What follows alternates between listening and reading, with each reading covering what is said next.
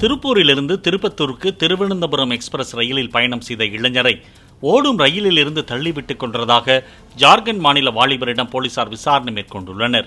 ரயில் படிக்கட்டு அருகே அமர்ந்து பயணம் செய்த நவீனிடம் பஜாஜ் டுட்டு என்பவர் வந்து இடம் கேட்டதாகவும், அப்போது ஏற்பட்ட தகராறில் பஜாஜ் டுட்டு நவீனை எட்டி உதைத்ததில் கீழே விழுந்து அவரது உடல் துண்டானதாகவும் போலீசார் தெரிவித்துள்ளனர்.